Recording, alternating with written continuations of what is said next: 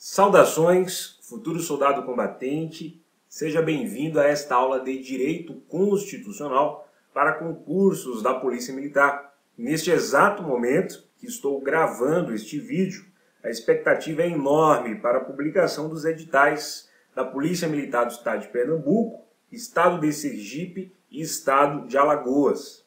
Eu sou Josan Rafael, caso ainda não me conheça, convido você para acompanhar as minhas publicações, seja pelo site josanrafael.com, pelo meu canal no YouTube ou pelo Facebook. Os links você encontra na descrição. Nesta aula, abordarei o tema Teoria Geral dos Direitos e Garantias Fundamentais. Sempre que aparecer no seu conteúdo programático o tema Direitos e Garantias Fundamentais, necessariamente, obrigatoriamente, você deverá estudar Teoria Geral dos Direitos e Garantias Fundamentais. Teoria Geral dos Direitos e Garantias Fundamentais diz respeito a uma série de conceitos introdutórios, os quais, embora não apareçam expressamente no edital, são recorrentes em provas de concursos públicos. É fato que este tema é frequente nos cargos mais cobiçados, carreiras jurídicas, magistratura, defensoria, procuradoria, as carreiras fiscais, Polícia Federal, Polícia Rodoviária Federal. Porém, independentemente do concurso para o qual você deseja concorrer, conforme já salientado, se aparece no seu edital Direitos e Garantias Fundamentais, você deverá estudar necessariamente Teoria Geral, tudo bem?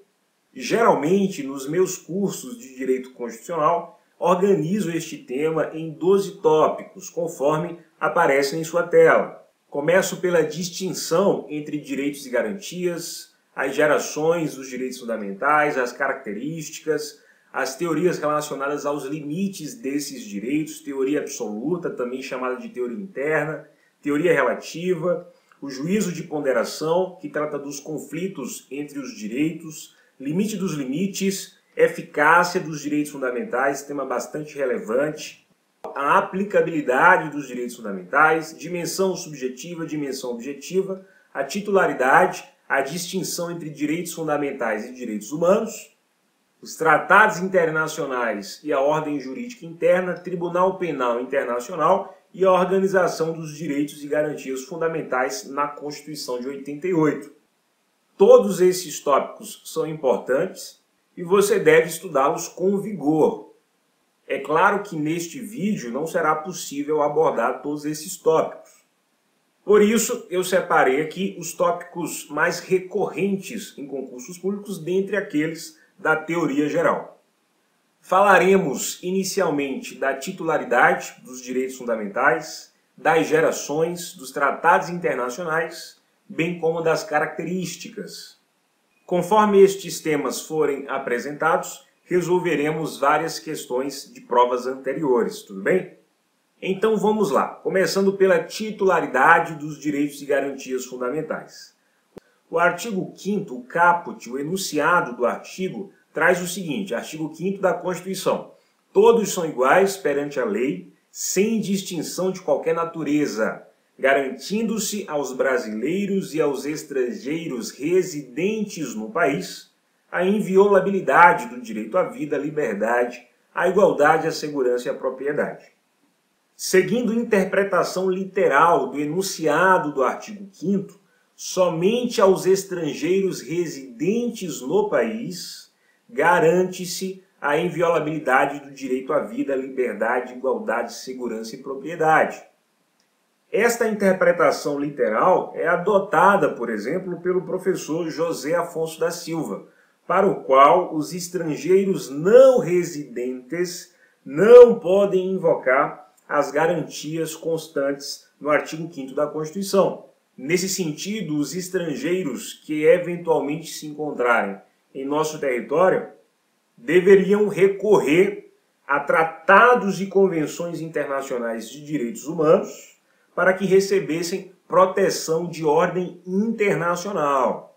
Porém, esta interpretação literal não prevalece na doutrina e nem prevalece na jurisprudência do Supremo Tribunal Federal.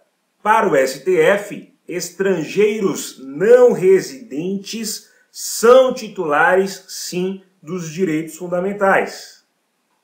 Supremo Tribunal Federal. O súdito estrangeiro, mesmo aquele sem domicílio no Brasil, tem direito a todas as prerrogativas básicas que lhe assegurem a preservação do seu estado de liberdade e a observância pelo poder público da cláusula constitucional do devido processo legal. A condição jurídica de não nacional, isto é, a condição jurídica de estrangeiro, e a circunstância de o estrangeiro não possuir domicílio em nosso país, não legitimam a adoção contra tal de qualquer tratamento arbitrário ou discriminatório. Em que pese o texto constitucional não fazer referência aos estrangeiros não residentes, a exemplo dos turistas, o Supremo Tribunal Federal já pacificou o entendimento segundo o qual a eles também lhes são assegurados os direitos fundamentais. Portanto, estrangeiro não residente é também titular dos direitos fundamentais. Chamo sua atenção para o seguinte: se cair na sua prova a literalidade, o texto enunciado do artigo 5º, considere correto. Quando o examinador copia e cola texto de lei na sua prova, você deve considerar correto. É importante que você saiba distinguir se a banca está cobrando a literalidade da Constituição ou se a banca está cobrando de você conteúdo jurisprudencial. Outra observação para a qual chamo a sua atenção é a de que não são todos os direitos fundamentais que são estendidos aos estrangeiros não residentes. Conforme já vimos, assegura-se aos estrangeiros não residentes prerrogativas básicas, isto é, aquelas que asseguram a sua liberdade, bem como os instrumentos processuais que compõem um devido processo legal. Estrangeiro não residente, por exemplo, tem direito a um julgamento administrado, orientado por um juiz imparcial. Pode impetrar habeas corpus, pode impetrar mandado de segurança, que são instrumentos processuais essenciais à liberdade e ao exercício de direitos fundamentais do indivíduo.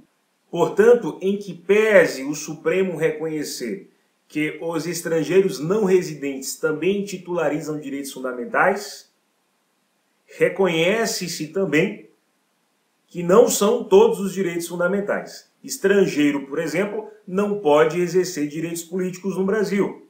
Não pode votar, tampouco ser votado. O enunciado do artigo 5º também não faz nenhuma referência às pessoas jurídicas. Os direitos fundamentais, historicamente, eles surgiram destinados aos indivíduos, às pessoas físicas, para conter o abuso do Estado. Portanto, é bastante pertinente questionarmos se pessoas jurídicas titularizam direitos fundamentais.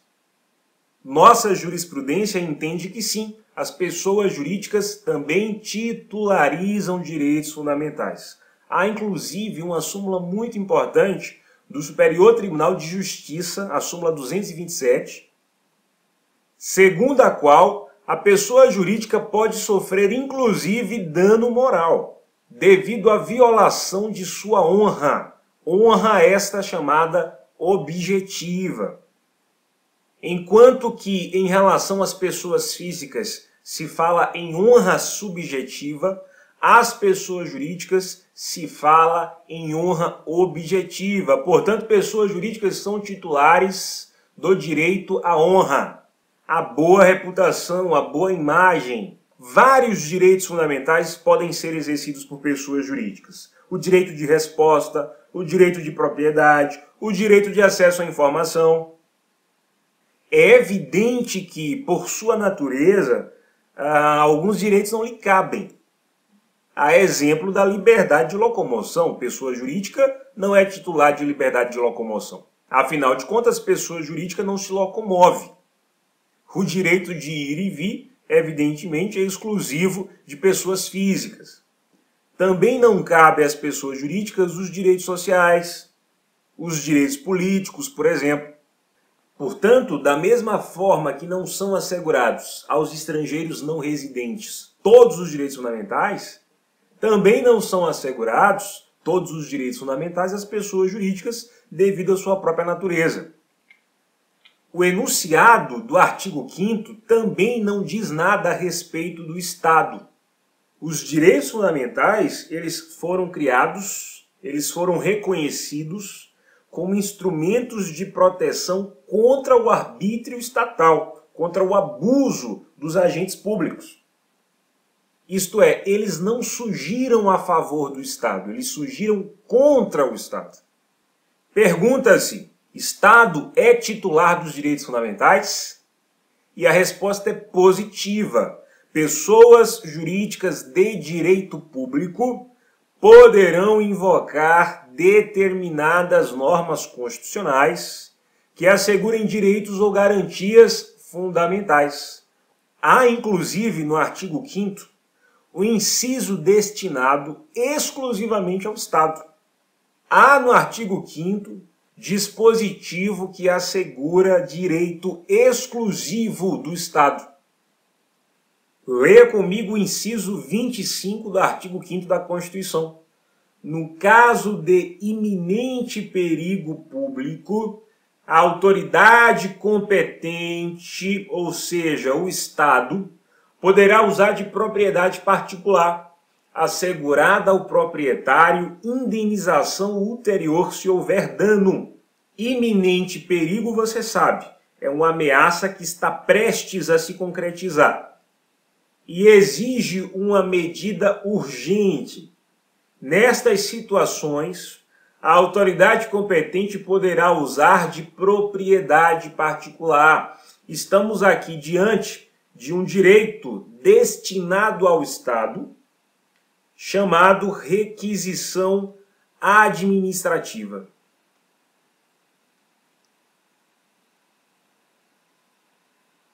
Portanto, querido aluno, não apenas o Estado é titular dos direitos fundamentais, como também há no artigo 5º dispositivos que asseguram direitos de exercício exclusivo por parte do Estado.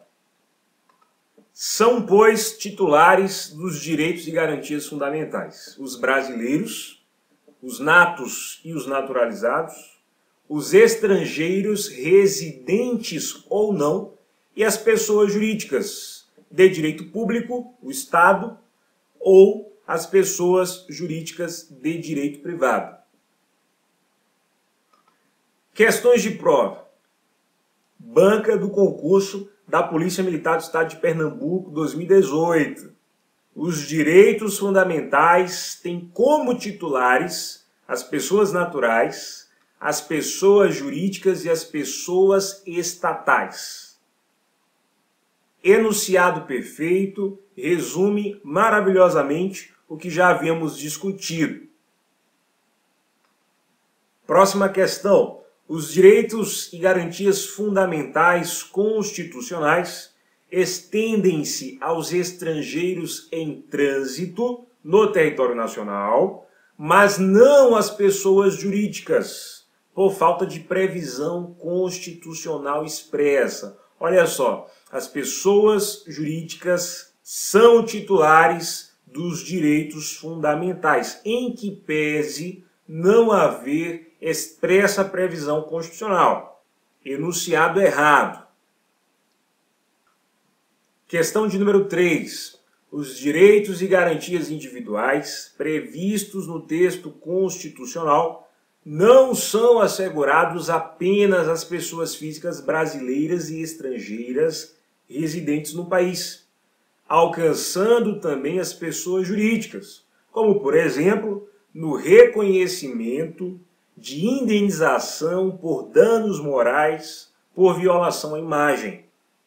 O enunciado está perfeito, está correto. Já vimos que as pessoas jurídicas, inclusive, podem sofrer dano moral em decorrência de eventual violação à sua honra objetiva. Portanto, havendo violação à sua honra, à sua imagem, à sua reputação, a elas, isto é, às pessoas jurídicas, será assegurada a devida indenização. Questão 4. Os direitos e garantias individuais não são assegurados às pessoas jurídicas, uma vez que elas possuem dimensão coletiva. Já vimos que os direitos fundamentais são sim assegurados às pessoas jurídicas. Questão de número 5. Por constituírem direitos relativos às pessoas naturais, os direitos e garantias fundamentais não são extensíveis às pessoas jurídicas. As pessoas jurídicas são titulares dos direitos fundamentais. Questão 5 está errada. Questão 6. O gozo da titularidade de direitos fundamentais pelos brasileiros depende da efetiva residência em território nacional. Olha só, aos estrangeiros não residentes também são assegurados os direitos fundamentais. Segundo jurisprudência do Supremo Tribunal Federal, é indiferente o fato de o estrangeiro não residir em território nacional. A ele lhe serão asseguradas as garantias básicas, as prerrogativas essenciais que lhe assegurem a sua liberdade, bem como os instrumentos processuais adequados, garantindo um processo justo. Questão de número 7. Há direitos fundamentais cuja titularidade é reservada aos estrangeiros. Isso é verdade. Assim como existem direitos fundamentais de titularidade exclusiva do Estado, como o direito à requisição administrativa, há também no artigo 5º direitos fundamentais de titularidade exclusiva dos estrangeiros. O inciso 52 do artigo 5º vai dizer o seguinte: não será concedida extradição de estrangeiro por crime político ou de opinião. Nesse sentido, se o estrangeiro buscar refúgio aqui no Brasil e se constatar que este estrangeiro está sendo perseguido politicamente lá no seu país de origem, o Brasil concederá a este estrangeiro asilo político, evitando assim a sua extradição. Perceba que é um direito fundamental de titularidade reservada aos estrangeiros. O enunciado está correto, portanto. Questão 8. Ao estrangeiro em trânsito no território nacional, por não ser residente no país, não está assegurado o exercício dos direitos e garantias fundamentais. Enunciado está errado, pois o exercício dos direitos e garantias fundamentais também é assegurado aos estrangeiros não residentes. Questão de número 9. O respeito aos direitos fundamentais deve subordinar tanto o Estado quanto os particulares, igualmente titulares e destinatários desses direitos. Esse enunciado, na verdade, apresenta dois tópicos da teoria geral. O primeiro diz respeito à eficácia dos direitos fundamentais. E o segundo diz respeito à titularidade, o tópico que estamos aqui analisando. A questão faz referência ao Estado e ao particular, e afirma que tanto o Estado quanto os particulares são titulares, destinatários dos direitos fundamentais. Logo, o enunciado está correto. Retirei desta questão tão somente o aspecto que nos interessa neste momento. Questão de número 10. Embora os direitos e as garantias fundamentais se destinem essencialmente às pessoas físicas, alguns deles podem ser estendidos às pessoas jurídicas. O enunciado está perfeito. Você já sabe que as pessoas jurídicas também titularizam direitos fundamentais. Questão 11. O estrangeiro não naturalizado que venha ser preso em flagrante em território nacional tem legitimidade para impetrar o habeas corpus. Pessoal, a questão está correta. O habeas corpus é instrumento processual que assegura a liberdade de locomoção do indivíduo. Existe prerrogativa mais básica, mais essencial no que se refere à liberdade do indivíduo, que é a liberdade de locomoção. As prerrogativas básicas, os meios processuais que compõem o devido processo são assegurados aos estrangeiros não residentes. O habeas corpus é uma ação constitucional que busca resguardar a liberdade de locomoção do indivíduo. Questão de número 12. Em matérias referentes à vida, à igualdade, à liberdade e à propriedade, os destinatários dos direitos e garantias individuais podem ser tanto pessoas físicas quanto pessoas jurídicas. Enunciado correto. A questão simplesmente quer saber do candidato se as pessoas jurídicas são ou não titulares dos direitos fundamentais. E como já vimos, as pessoas jurídicas também titularizam direitos fundamentais. Já vimos aqui o tópico relacionado à titularidade. Vejamos agora as gerações dos direitos fundamentais, tema sempre presente nas provas de concursos públicos. Os direitos fundamentais, eles surgiram em um determinado momento e se desenvolveram no decurso do tempo. Na medida que o tempo passa, novas acepções, novos sentidos, novos direitos surgem. Daí podermos falar em gerações dos direitos fundamentais. Os direitos fundamentais de primeira geração são direitos que conferem liberdade ao indivíduo, no sentido de que a principal reivindicação era a limitação dos poderes do Estado em prol do respeito às liberdades individuais.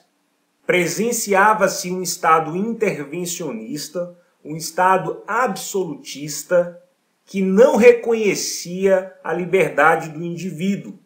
Liberdade de crença, liberdade de convicção filosófica, política, liberdade de locomoção, direito à propriedade, tudo pertencia ao rei. As terras nas quais moravam os indivíduos era mero favor real. E as pessoas então começaram a questionar esta abusiva presença do Estado na vida dos indivíduos. Esses direitos fundamentais foram reconhecidos no final do século XVIII, em decorrência das revoluções burguesas. Os burgueses seriam os comerciantes, os grandes empresários, que se fortaleceram e passaram a confrontar medidas impetradas pelo Estado. Estamos, pois, diante dos direitos civis e dos direitos políticos. Pessoal, quando se fala em direito civil, reconhece-se ao indivíduo personalidade jurídica, que nada mais é do que a aptidão para adquirir direitos e para adquirir deveres, obrigações. O indivíduo ele não é mero objeto. O indivíduo não é um bem entendido como objeto. O indivíduo é sujeito capaz de direitos e deveres na ordem civil.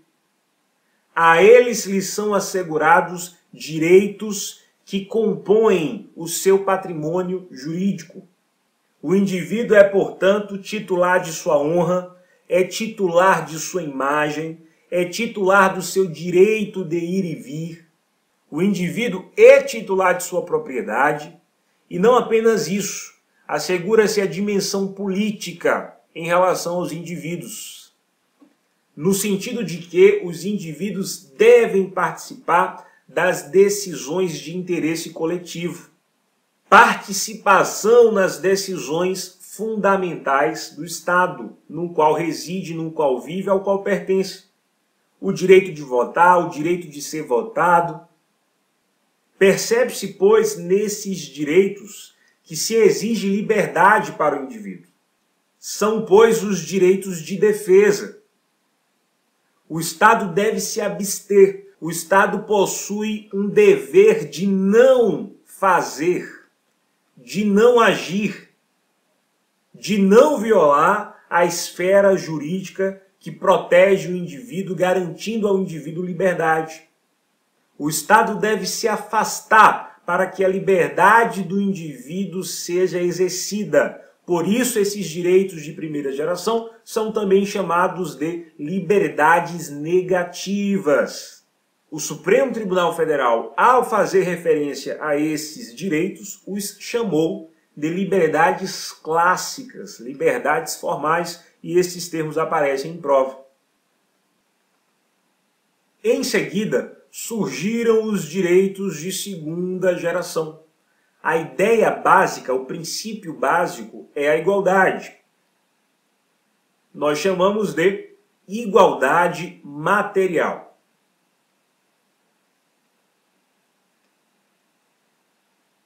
A igualdade material é aquela que se percebe no dia a dia, no cotidiano, e não apenas na letra da lei. Na lei tudo funciona. Na lei o mundo é justo. Porém, na realidade, as coisas não são bem assim. A partir da Revolução Industrial, o surgimento das indústrias, uma série de infortúnios se sucederam. E se percebeu que algumas pessoas não possuíam condições mínimas para uma vida digna.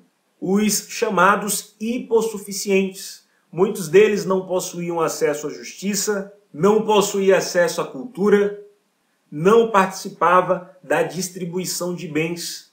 Portanto, desenvolveu-se um movimento no sentido de reconhecer que esses indivíduos, além dos direitos de defesa, também são titulares de direitos relacionados à igualdade. Esses direitos são, pois, os direitos sociais, os direitos econômicos e os direitos culturais. Pessoal, quando se fala em direitos econômicos, busca-se, sobretudo, a igualdade de oportunidades. Em relação aos direitos culturais, busca-se assegurar aos indivíduos a sua identidade cultural, o acesso a conhecimento, o acesso a saberes. O direito de preservação do patrimônio histórico é também um direito cultural, em que o indivíduo se entende, se percebe e se situa no mundo em que vive. O direito à diversidade, o direito autoral, todos esses direitos fazem parte dos chamados direitos de segunda geração. Os direitos sociais estão principalmente relacionados aos direitos trabalhistas. Salário mínimo, piso salarial, jornada de trabalho, proibição de crianças trabalharem, direito à previdência, direito à saúde. Os direitos sociais, eles foram garantidos amplamente a partir das primeiras décadas do século XX. Essas reivindicações começaram a questionar o real, o verdadeiro papel do Estado. Perceberam que se o Estado muito se ausenta, abusos econômicos começam a acontecer. E agora passam a exigir que o poder público se faça presente. Por isso, esses direitos de segunda geração são também chamados de liberdades positivas, pois exigem do Estado um fazer. Veja que os direitos de primeira geração exigiam do Estado um não fazer, uma prestação negativa, uma abstenção, uma ausência. Os direitos de segunda geração exigem a presença do Estado para evitar os abusos do poder econômico. Esse Estado que se faz presente para proteger o desfavorecido, para proteger o hipossuficiente, é chamado de Estado do bem-estar social. Note que esses direitos não diz respeito apenas ao indivíduo por si só considerado. Esses direitos são de titularidade coletiva. Várias pessoas se encontram em uma mesma situação jurídica de necessidade. Ao fazer referência aos direitos de segunda geração, o STF os chamou de liberdades reais ou liberdades concretas. Percebeu-se que existem direitos fundamentais que não se destinam ao indivíduo, considerado isoladamente, tampouco a uma coletividade. Existem direitos que vão além da titularidade individual e vão além da titularidade coletiva, abrangendo todos os seres humanos de forma indistinta, independentemente de ser rico ou pobre, favorecido ou desfavorecido socialmente e historicamente. Esses direitos são chamados de direitos difusos, os direitos de terceira geração. Na primeira geração, o valor-fonte é a liberdade. Na segunda geração, o valor-fonte é a igualdade. Na terceira geração, fala-se em solidariedade, em uma sociedade fraterna, em que se busca não apenas reduzir as desigualdades regionais, mas sim reconhecer a sociedade como um todo, direitos como o direito ao desenvolvimento, o direito ao meio ambiente ecologicamente equilibrado, a questão da sustentabilidade. Esses direitos de terceira geração, eles decorrem da necessidade de atenuar, de diminuir as diferenças não de natureza regional, mas as diferenças entre as nações desenvolvidas e as nações subdesenvolvidas, estimulando assim a colaboração dos países ricos em relação aos países pobres. Perceba que os direitos de terceira geração alcançam a sociedade como um todo. Por isso se fala também em direitos supra-individuais, que seriam os direitos de terceira geração. Observações. Veja, se discute na doutrina a adequação do termo geração. Entende-se que o mais adequado seria usar o termo dimensão ao invés de geração. Então se falaria em dimensões do direito, direitos de primeira dimensão, segunda dimensão, terceira dimensão. O que se busca é evitar, com a não utilização do termo geração, é a equivocada ideia de que as gerações substituem as anteriores. A ideia é evitar que o surgimento de uma nova geração sufoque os direitos que já foram reconhecidos em gerações anteriores. Quando se sabe que os direitos fundamentais não se tornam obsoletos, não são substituídos. Portanto, é preferível falar em dimensão e não em geração. Outra observação importante é a de que existem na doutrina também os direitos de quinta geração, os direitos de quarta geração. Por haver bastante controvérsia doutrinária acerca desses direitos de quarta e quinta, eles não são cobrados em prova. Fala-se que os direitos de quarta geração estariam relacionados à globalização, direitos relacionados a uma comunidade global, e em relação aos direitos de quinta geração, utiliza-se como exemplo o direito à paz. Questão de número 13. Quanto à geração ou à dimensão dos direitos fundamentais, os direitos sociais são considerados de... Pessoal, os direitos sociais, eles são direitos de segunda geração. Logo, a alternativa correta é a alternativa C de casa. Questão 14. Os direitos sociais, econômicos e culturais são atualmente classificados como os direitos fundamentais de terceira geração. Pessoal, direitos sociais, direitos econômicos, direitos culturais, que possuem como valor-fonte o princípio da igualdade, igualdade material, são direitos de segunda geração. O enunciado está errado. Questão 15. O direito ao meio ambiente equilibrado e o direito à autodeterminação dos povos, meio ambiente equilibrado e autodeterminação dos povos, são exemplos de direitos classificados como de segunda geração. Pessoal, a autodeterminação dos povos está relacionado ao respeito que as nações devem ter pela soberania das nações vizinhas, dos demais países. Um país deve respeitar a soberania do outro. Perceba quão abrangente esse direito é. Não se refere ao indivíduo considerado isoladamente, nem se refere a uma determinada categoria, a uma determinada coletividade. Estamos falando aqui dos direitos difusos, que são os direitos de terceira geração.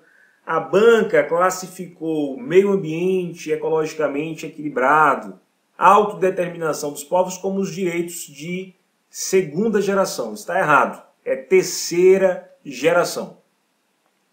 Questão 16. A doutrina moderna classifica os direitos civis e os direitos políticos como direitos fundamentais de primeira geração. Enunciado correto, questão dada. Vejamos o próximo enunciado. Questão 17.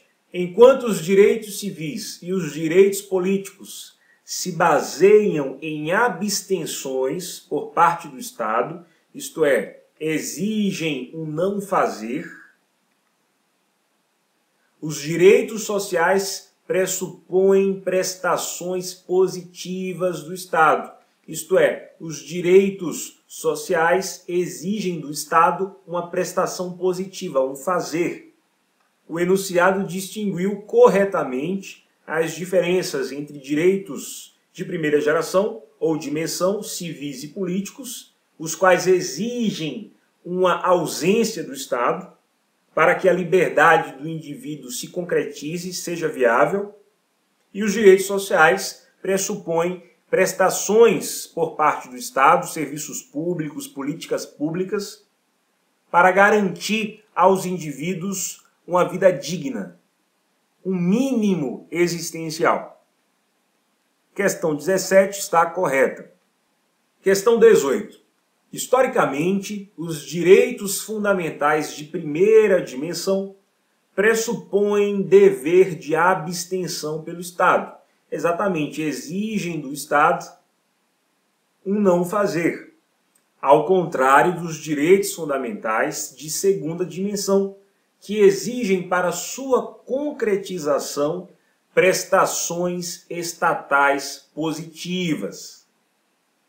Vale dizer que estas prestações estatais positivas, elas se traduzem em políticas públicas elaboradas estrategicamente pelo Poder Executivo. Essas prestações positivas se traduzem em leis regulamentadoras por parte do Poder Legislativo, regulamentando direitos, estabelecendo comandos, estabelecendo parâmetros, requisitos para que esses direitos sejam exercidos.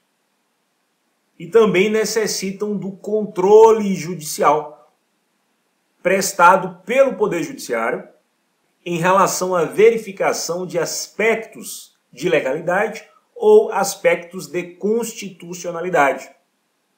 Perceba que os três poderes precisam estar envolvidos de forma harmônica para garantir que os direitos sociais sejam exercidos pela sociedade. Nisso se traduz a prestação positiva, o fazer por parte do Estado. O enunciado está correto. Questão 19. Os direitos sociais consolidados pela Constituição são classificados como direitos fundamentais de terceira dimensão. Você já sabe que direitos sociais são direitos de segunda dimensão ou geração. O enunciado está errado. Questão de número 20.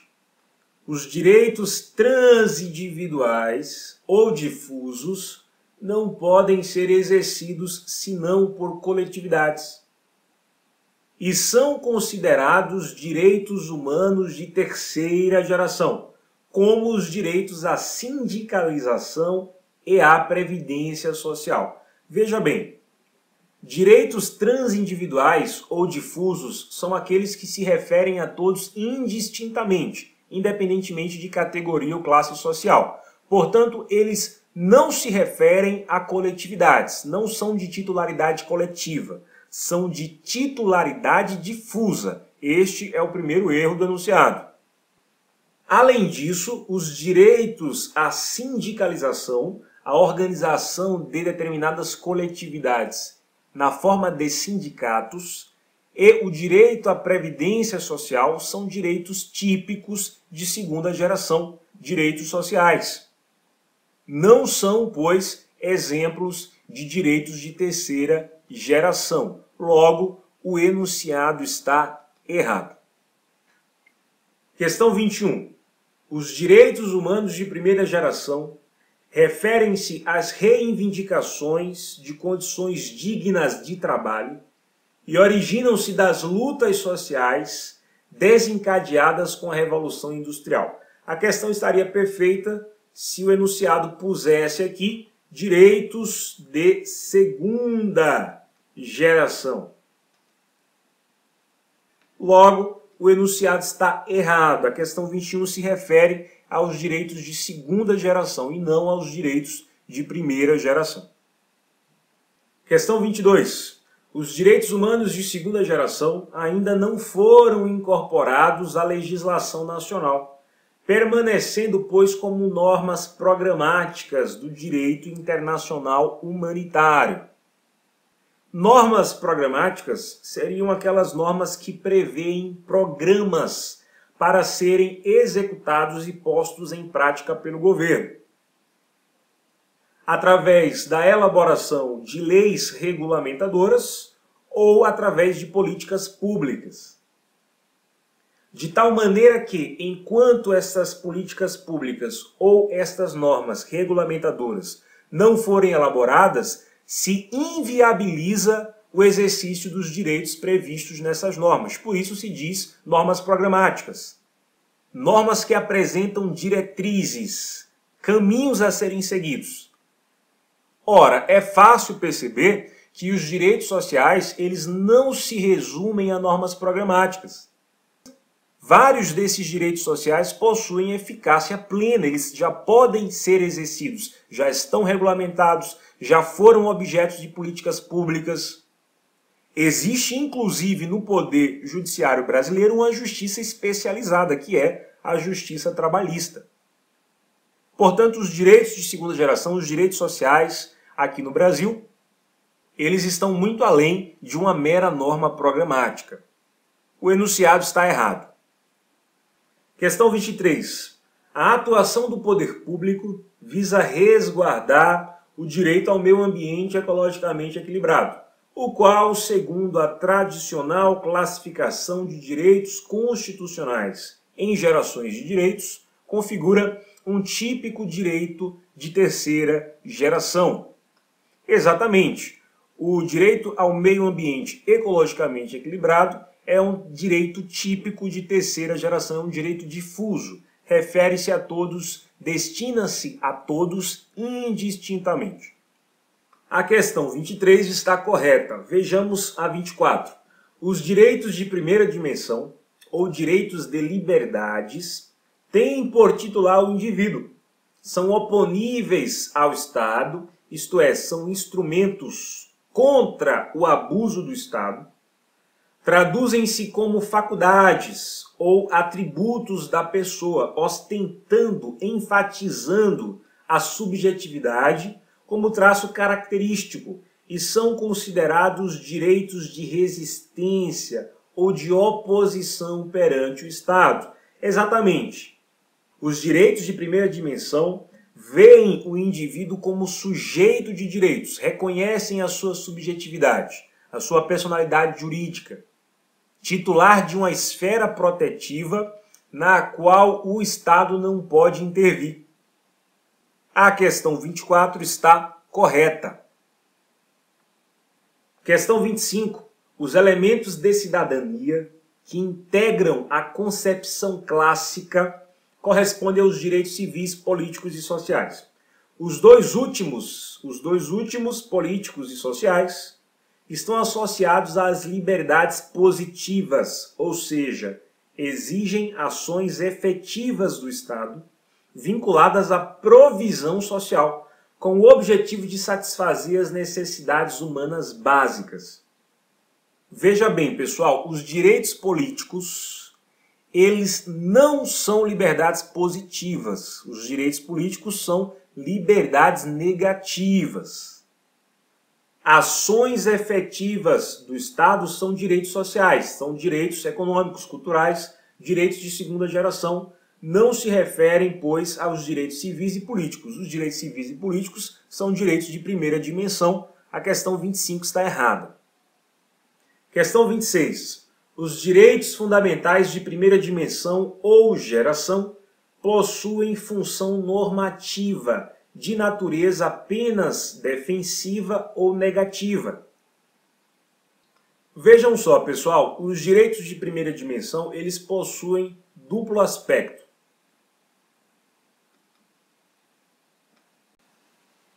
Ora, esses direitos exigem um não fazer por parte do Estado.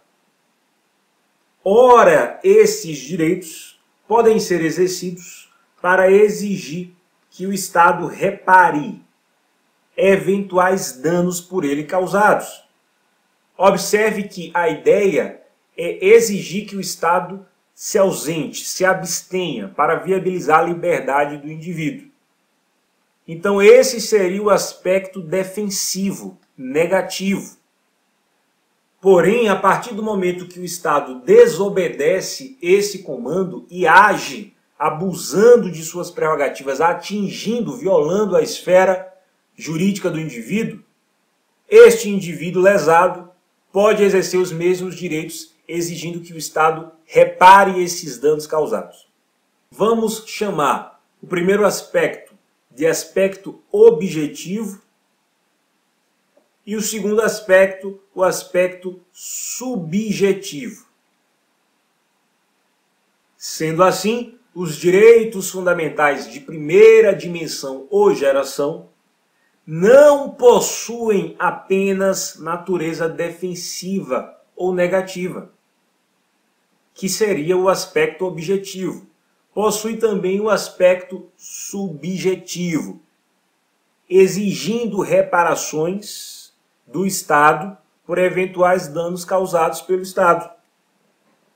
Tudo bem? Então, a questão 26 está errada.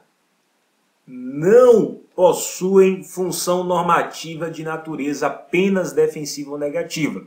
Possuem também a dimensão reparatória, o aspecto subjetivo dos direitos de defesa. Questão 27. Os chamados direitos de primeira geração ou dimensão surgiram no século XVIII como consequência do modelo de Estado liberal. Exatamente, o liberalismo é aquele conjunto de ideias de natureza política, econômica, jurídica, exigindo a não intervenção do Estado. Esse movimento foi encabeçado aí pelos burgueses, pelas revoluções burguesas. São exemplos de direitos de primeira geração ou dimensão. Alternativa A, direito à vida e direito à saúde. Olha só, o direito à saúde é direito de segunda geração. O direito à vida, do ponto de vista biológico, é sim direito de primeira geração, mas o direito à saúde não é de primeira geração, é direito de segunda geração, que são os direitos sociais. Alternativa B, direito à liberdade e direito à propriedade. Exatamente, o direito à propriedade e o direito à liberdade são sim direitos de primeira dimensão, o gabarito é a letra B. Igualdade e cultura são direitos de segunda geração. Direito à moradia, lazer também são direitos de segunda geração. Saúde, segunda geração. Direito ao meio ambiente saudável é direito de terceira geração. Nosso gabarito é mesmo a alternativa B de bola. Questão 28. São exemplos de direitos fundamentais difusos, denominados de terceira geração, previstos na Constituição Federal. Alternativa A, liberdade de reunião. Olha só, liberdade de reunião é direito de primeira dimensão. Então a alternativa A já está errada. Normas de proteção trabalhista são de segunda geração. Alternativa B, o meio ambiente e a defesa dos consumidores. Olha só, pessoal, o meio ambiente você já sabe que é direito de terceira geração. Agora, a defesa dos consumidores, a doutrina o classifica ou enquadra como direito de terceira geração também, terceira dimensão. É verdade que o termo consumidores, ele pressupõe uma coletividade. Entende-se que, ao proteger o consumo, o consumidor, protege-se, por consequência, a sociedade. Então, os direitos relacionados aos consumidores, os direitos dos consumidores, seriam basicamente uma transição dos direitos de segunda dimensão, por atingirem uma coletividade, que são os consumidores, evidentemente, mas acabam por proteger também a sociedade como um todo. Não vamos aqui entrar em tantos detalhes para não perdermos a objetividade. Basta você memorizar, lembrar, revisar que os direitos dos consumidores são considerados pela doutrina pátria direitos de terceira geração. Então, este é o gabarito, alternativa B. Saúde e educação são direitos de segunda geração ou dimensão. Liberdade de reunião é primeira, assistência social é segunda, liberdade de expressão e de credo, primeira dimensão, os dois. Liberdade de expressão e de credo. Então, o nosso gabarito é mesmo a alternativa B de bola. Questão 29. São direitos fundamentais classificados como de segunda geração. Vejamos as alternativas. Alternativa A.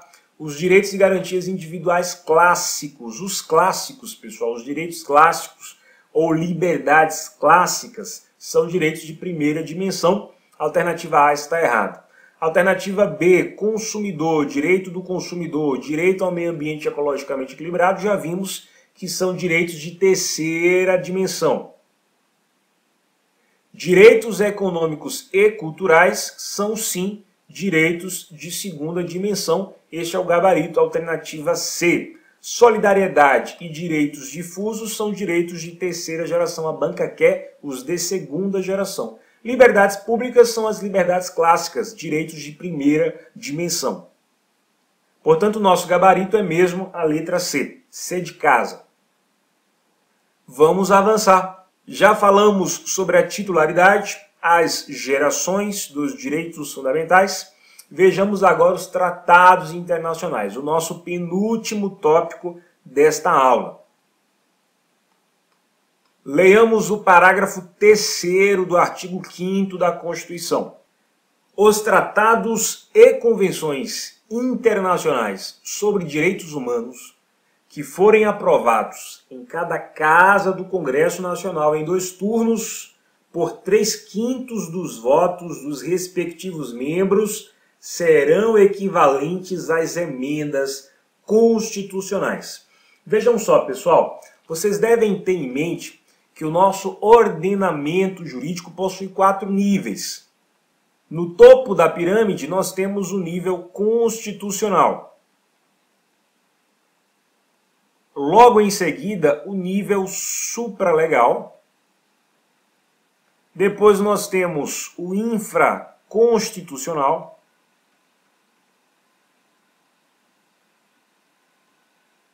E, finalmente, o nível infralegal. A pergunta que se faz é a seguinte: em quais desses níveis se situam os tratados internacionais? O parágrafo 3º do artigo 5º vai dizer o seguinte: se o tratado internacional for sobre direitos humanos, e se este tratado internacional sobre direitos humanos for aprovado pelo mesmo procedimento, pelo mesmo rito com o qual se aprova uma emenda à Constituição, então este tratado se situará no nível constitucional.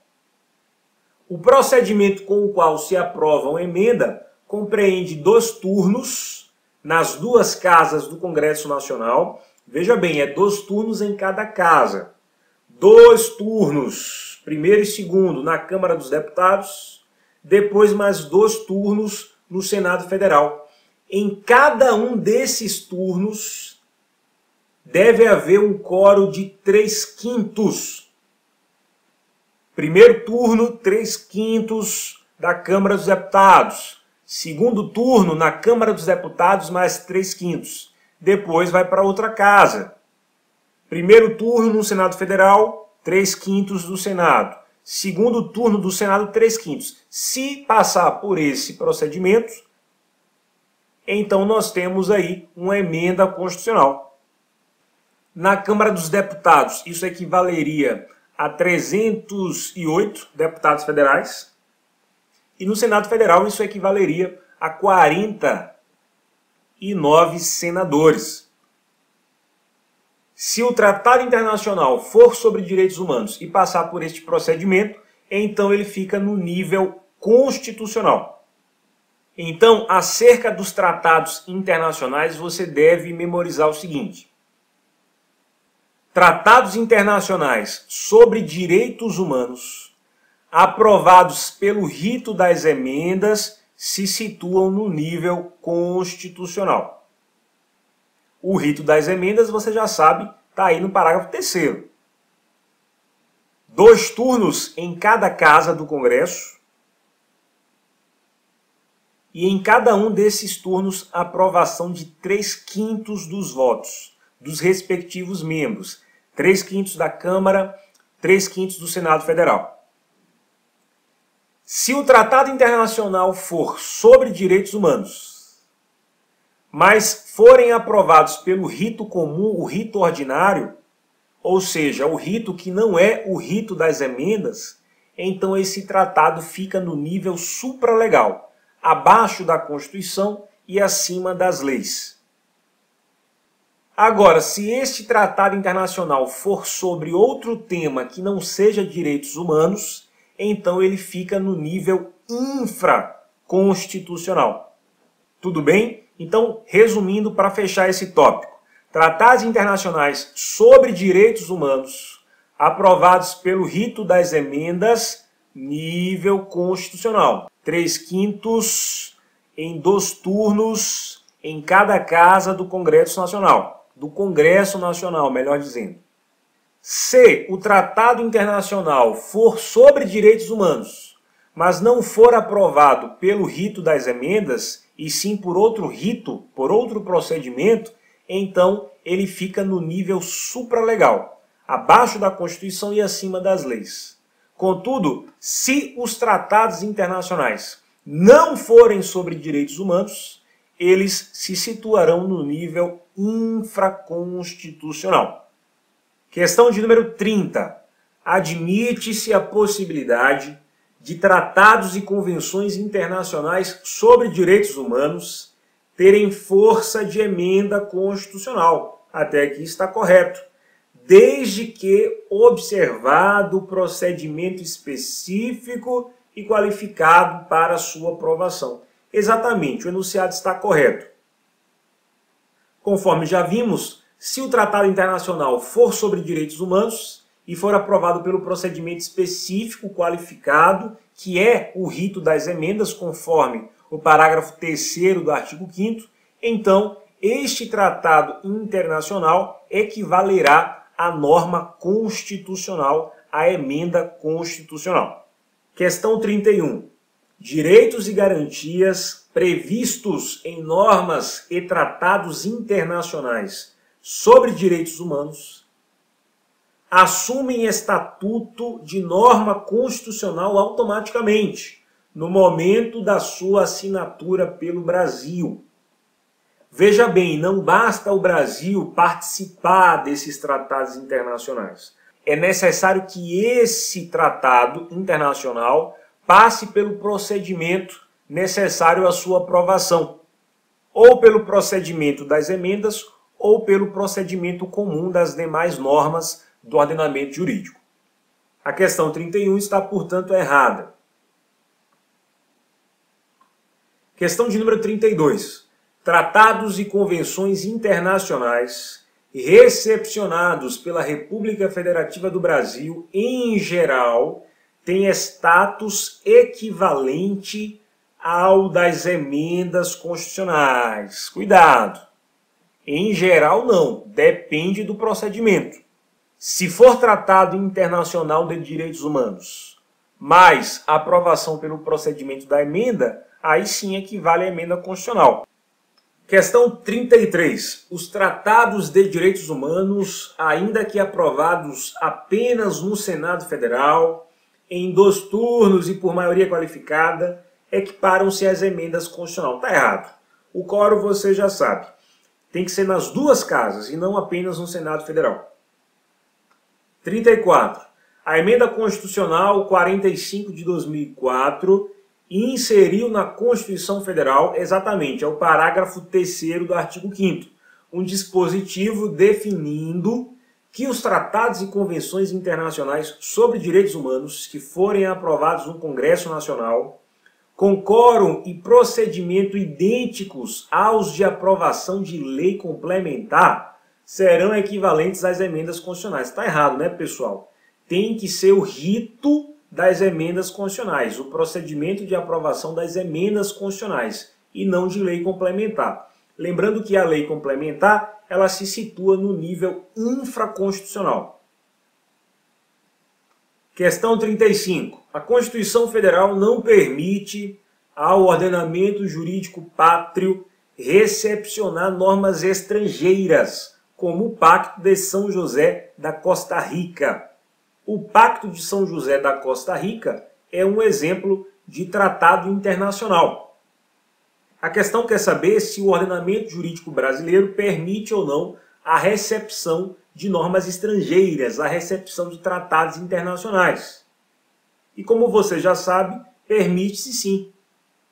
Esse tratado internacional, a depender do procedimento e do tema abordado, ou ficará no nível constitucional, ou no nível supralegal, ou no nível infraconstitucional. Logo, o enunciado está errado, porque a Constituição Federal permite sim ao ordenamento jurídico pátrio recepcionar normas internacionais. Questão 36, a última questão sobre esse tópico, tratados internacionais. Leamos: os tratados e convenções internacionais sobre direitos humanos que forem aprovados em cada casa do Congresso Nacional, em 2 turnos por 3/5 dos votos dos respectivos membros, serão equivalentes às emendas constitucionais. Está aí o parágrafo 3º do artigo 5º. Questão correta. Pessoal, vamos fechar a nossa super aula de Direito Constitucional com o tópico Características dos Direitos Fundamentais. Primeira característica, historicidade. Os direitos fundamentais decorrem de um processo histórico. Eles são resultado de um processo histórico. Os direitos fundamentais não surgiram de um dia para o outro. Por isso mesmo se fala em gerações ou dimensões de direitos fundamentais. Esses direitos se traduzem em conquistas progressivas da humanidade. Isto é, eles foram reconhecidos paulatinamente, periodicamente, conforme a necessidade histórica. Esta característica nos permite pressupor que existe a possibilidade de alteração no sentido, no conteúdo jurídico do direito fundamental.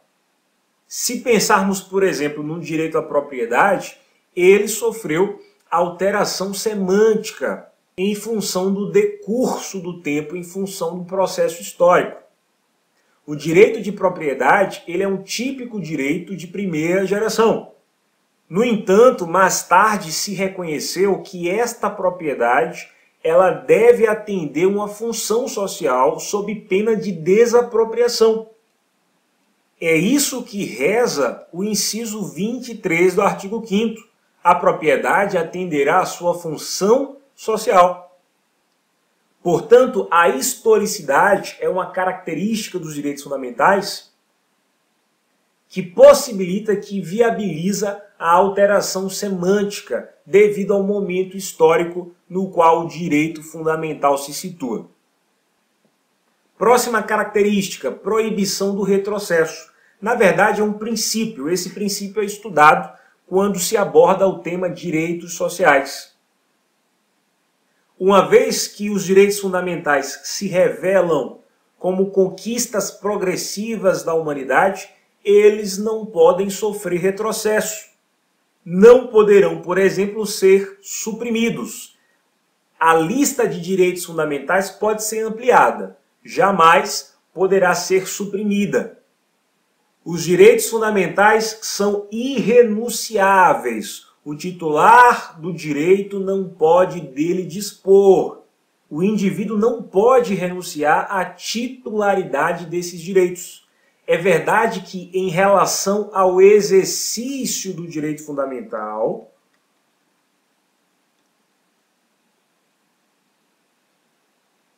o titular poderá dispor, poderá renunciar de forma temporária. Ocorre, por exemplo, nos programas de TV, como A Fazenda, o Big Brother Brasil, em que as pessoas aceitam terem a sua privacidade mitigada, reduzida.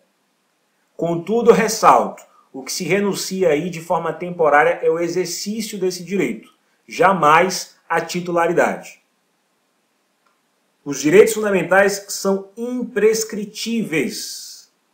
Prescrição é a extinção do direito devido ao decurso do tempo. O direito não socorre aos que dormem. Se você tem um direito, você precisa agir em prol desse direito.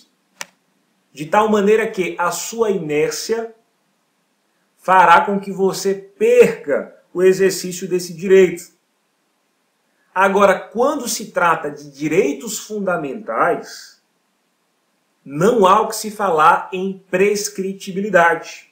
Logo, os direitos fundamentais são imprescritíveis, isto é, não se extinguem com o decurso do tempo. Tudo bem? Quinta característica, universalidade. Aqui você tem que ter cuidado com uma pegadinha. Universalidade significa que a titularidade independe de cor, de sexo, de raça, de etnia ou de religião. Ela é entregue ou outorgada ao indivíduo ou a uma determinada coletividade, independentemente de questões sociais ou de questões biológicas, não havendo espaço para discriminações. Discriminações essas que não possuem nenhum senso de razoabilidade. Chama a sua atenção para o seguinte: universalidade não significa que todos são titulares de todos os direitos fundamentais. Não é verdade. Os estrangeiros, por exemplo, titularizam alguns direitos fundamentais, e não todos. Os direitos políticos, por exemplo, somente é titularizado por aquele que é cidadão. Nem todos adquirem o status de cidadania. É verdade que existe um núcleo mínimo de direitos, um núcleo mínimo de proteção à dignidade da pessoa humana e se estende ao gênero humano como um todo. Mas não significa dizer que todos são titulares de todos os direitos fundamentais, tudo bem?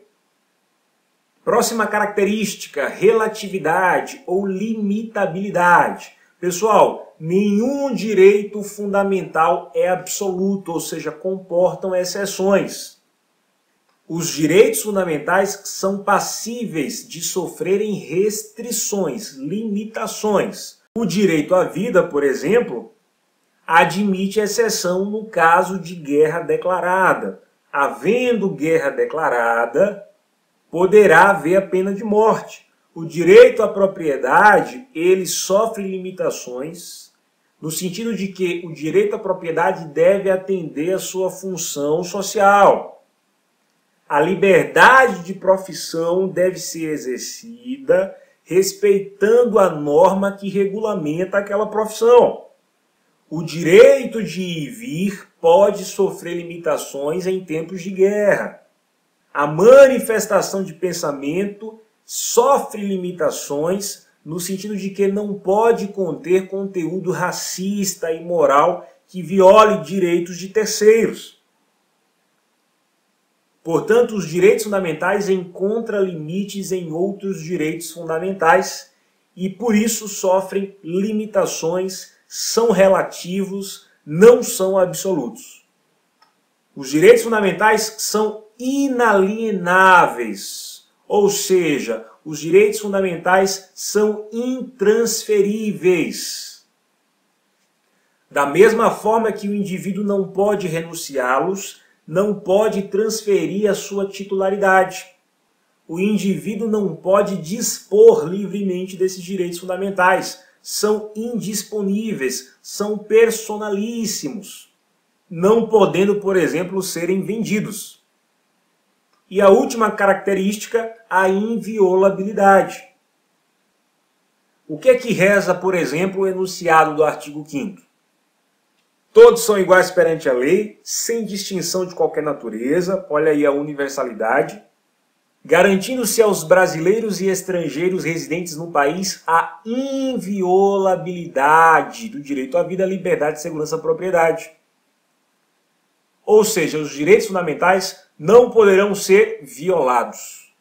Os direitos fundamentais são de observância obrigatória pela legislação infraconstitucional, pelos atos do poder público, bem como pelos atos dos particulares. Os particulares também devem respeitar os direitos fundamentais de terceiros.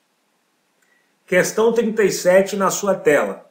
O princípio da proibição do retrocesso social constitui mecanismo de controle para coibir ou corrigir medidas restritivas ou supressivas de direitos fundamentais, tais como as liberdades constitucionais. O enunciado está correto. Os direitos fundamentais não podem ser suprimidos. É isso que reza o princípio da proibição do retrocesso. Questão 38. A ilimitabilidade é uma característica dos direitos fundamentais consagrados na Constituição Federal, pois esses são absolutos e, diante de casos concretos, devem ser interpretados com base na regra da máxima observância dos direitos envolvidos. Pessoal, o enunciado está errado. Os direitos fundamentais são limitados. Portanto, esses direitos não são absolutos. O enunciado está errado. Questão 39. A característica da universalidade consiste em que todos os indivíduos sejam titulares de todos os direitos fundamentais sem distinção. Cuidado com pegadinha. A universalidade pode derrubar concursandos. Já vimos que a universalidade confere um tratamento não discriminatório. No entanto, não significa que todos os indivíduos sejam titulares de todos os direitos fundamentais. Já discutimos isso anteriormente. O enunciado está errado.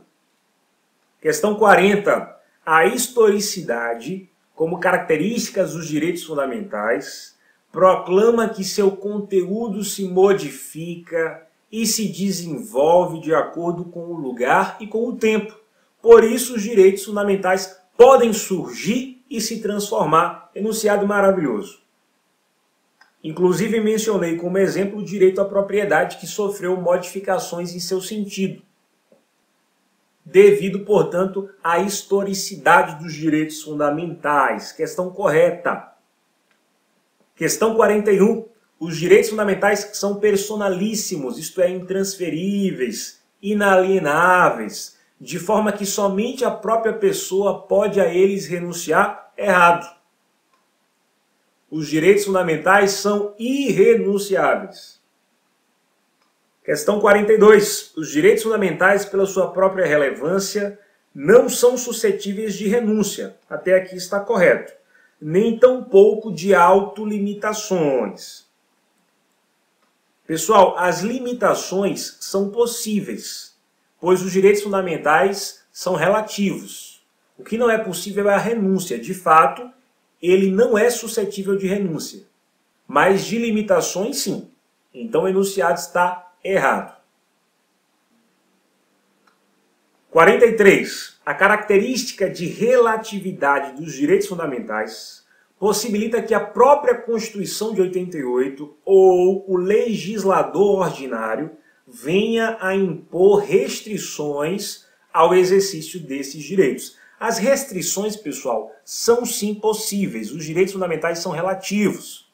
O próprio texto constitucional estabelece limitações e depois o legislador ao regulamentar aqueles direitos. É claro que essas restrições não podem suprimir o conteúdo essencial, melhor dizendo, do direito fundamental, mas as restrições, sendo razoáveis, são permitidas sim. Questão 43 está correta. 44. Se o cidadão não exercer as prerrogativas que lhe são conferidas por seus direitos fundamentais, então ele poderá a elas renunciar. Já vimos que os direitos fundamentais são irrenunciáveis e também são imprescritíveis. 44 está errada. Questão 45. São características inerentes aos direitos fundamentais a sua historicidade e universalidade. Exatamente. Essas características são sim características dos direitos fundamentais. O enunciado está correto. Questão 46. Os direitos fundamentais são imprescritíveis, exatamente. Eles não se extinguem no decurso do tempo, visto que podem ser exercidos ou reclamados a qualquer tempo. Questão correta, questão 46 correta. Última questão, questão de número 47. Os direitos fundamentais possuem determinadas características que foram objeto de detalhado estudo da doutrina nacional e internacional. A respeito dessas características, assinale a opção correta, a alternativa A. O princípio da universalidade impede que determinados valores sejam protegidos em documentos internacionais dirigidos a todos os países. Nada a ver, pessoal. Os tratados internacionais, eles existem, possuem enorme influência nos rumos da sociedade e isso em nada tem a ver com a característica da universalidade. Alternativa B. A irrenunciabilidade dos direitos fundamentais não destaca o fato de que estes se vinculam ao gênero humano. Errado.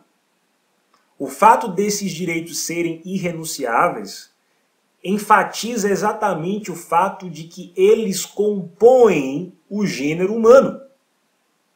Ou melhor, são inerentes à natureza humana.